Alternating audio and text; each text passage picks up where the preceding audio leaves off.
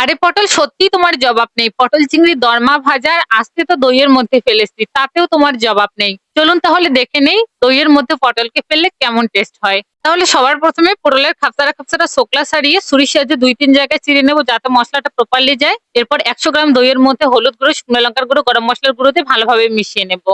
এখন কড়াইতে তেল গরম করে দিয়ে দিব পটল, এরপর এর উপরে সামান্য পরিমাণ লবণ দিয়ে এগুলোকে ভালো করে নেড়ে চেড়ে 80% এর মতো ভেজে নেব। আর ভেজে নেওয়া হয়ে গেলে তেল ঝরিয়ে এগুলোকে তুলে নেব। এখন একই তেলের মধ্যে ২টি তেজপাতা, সামান্য পরিমাণ জিরা আর শুকনো লঙ্কা দিয়ে এগুলোকে ফোড়ন দিব। এরপর এখানে দিয়ে দিব পেঁয়াজ কুচি। এরপর পেঁয়াজ কুচিটাকে নেড়ে চেড়ে ব্রাউন কালার করে বেটে নিয়ে আদা রসুন কাঁচামরিচের পেস্ট দিয়ে দিব। এরপর এগুলোকে ভালো করে মিশিয়ে নিয়ে এরপর তৈরি করে রাখা দইয়ের পেস্টটা দিয়ে এগুলোকে ভালো করে নেড়ে চেড়ে কষিয়ে নেব। যখন মসলা থেকে তেল ছাড়তে শুরু করবে ঠিক ওই পর্যায়ে ভেজে রাখা পটলগুলোকে দিয়ে ভালোভাবে কষিয়ে নিয়ে এর মধ্যে সামান্য পরিমাণে পানি আর স্বাদ মতো লবণ দিয়ে এগুলোকে ভালোভাবে নেড়েচেড়ে মিশিয়ে ঢাকনা দিয়ে ঢেকে দেবো। ঢাকনা তুলে নেওয়ার পর এগুলোকে ভালোভাবে নেড়েচেড়ে মিশিয়ে নেবো। এরপর সামান্য পরিমাণ চিনি দিয়ে এরপর সামান্য পরিমাণ গরম মসলার গুঁড়ো ছড়িয়ে এগুলোকে ভালোভাবে মিশিয়ে নামিয়ে নেব।